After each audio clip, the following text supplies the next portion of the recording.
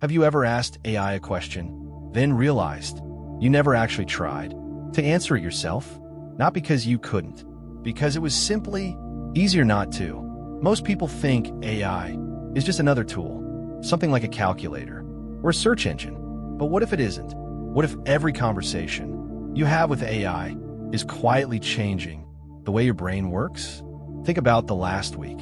How many times did you ask AI to explain something, write an email, summarize an article, generate ideas, or solve a problem? Now ask yourself something even more interesting.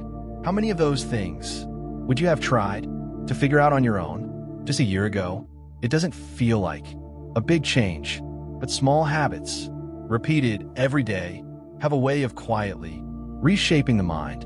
By the end of this documentary, you'll understand what psychologists call cognitive offloading, why your brain naturally shifts mental work onto tools that are available, and how AI may be changing your memory, your attention, and even the way you solve problems.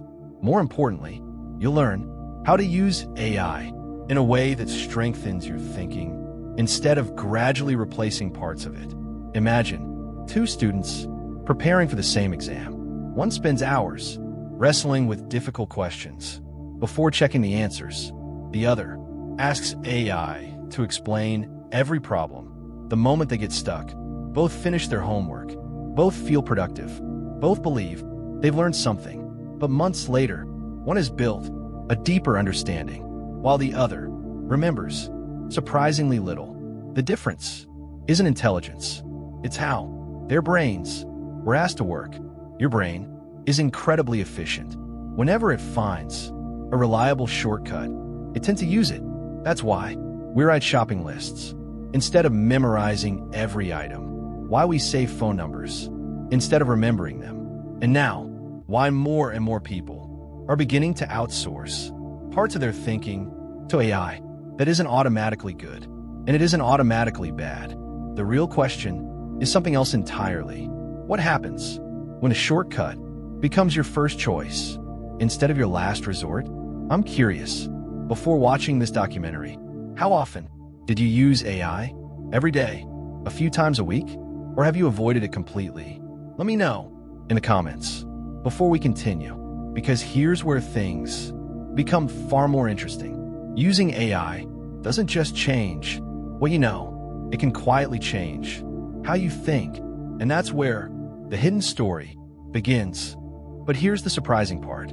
AI isn't the first technology to change the way humans think. Writing changed memory. Maps changed navigation. Calculators changed mental arithmetic. The internet changed how we search for information. Every powerful tool has shifted part of the brain's workload.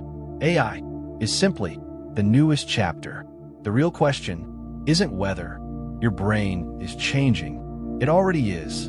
The real question is which abilities you're strengthening and which ones you're quietly letting weaken. Psychologists have a name for this: cognitive offloading. It's the habit of relying on external tools to reduce mental effort. Think about your phone.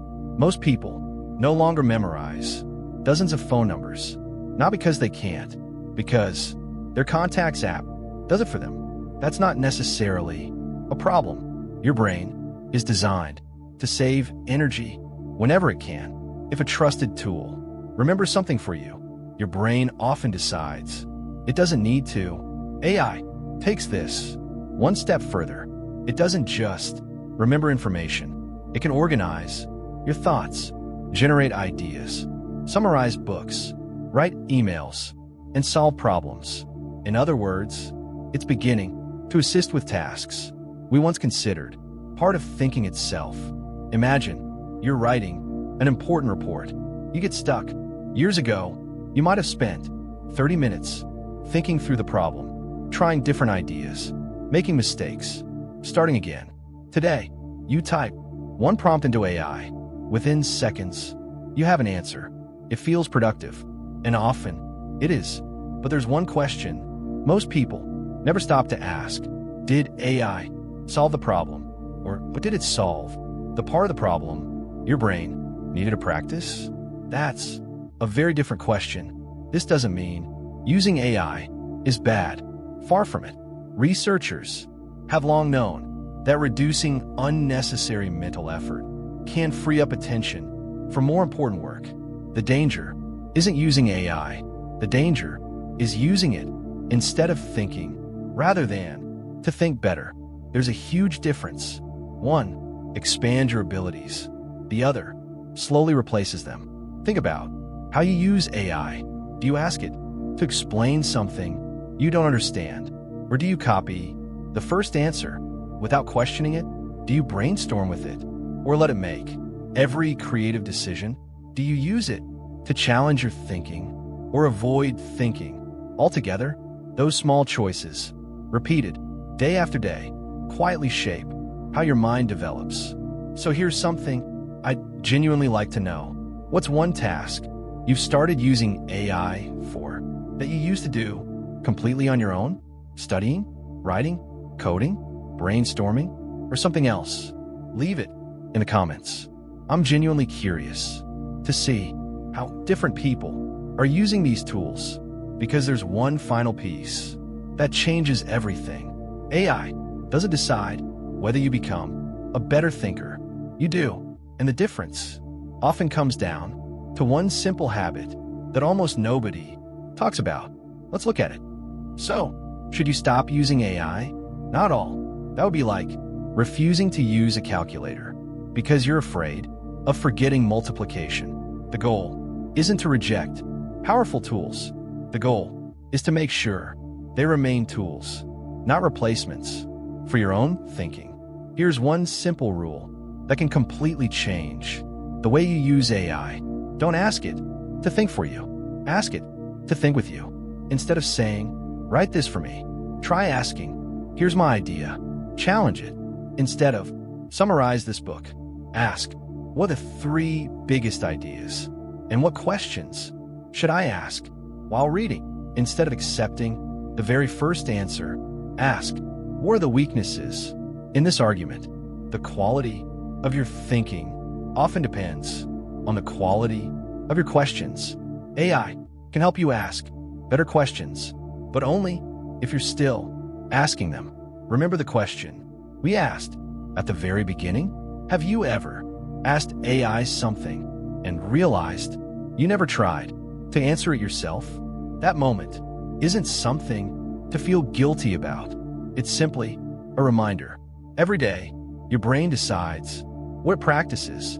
If you practice curiosity, you become more curious. If you practice critical thinking, you become a better thinker. But if you slowly stop practicing those skills altogether, no technology can build them for you. The hidden side of AI isn't that it's becoming more intelligent. It's that it's quietly changing the habits that shape our intelligence. And those habits are still ours to choose. Technology has always changed humanity. The real question has never been whether we use new tools.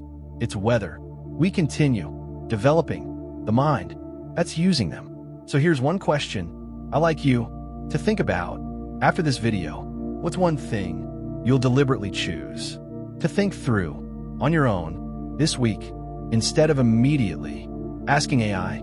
I'd genuinely love to read your answers in the comments, because sometimes the most valuable thing AI can give us isn't an answer. It's the opportunity to think more intentionally. If you're curious about the hidden psychology behind the habits, technologies, and invisible forces that shape our lives, consider subscribing to The Hidden Side. Every week, we uncover the ideas most people never stop to question. Until next time, stay curious, stay aware, and remember, AI can help you think, but only you can decide whether to stop thinking for yourself.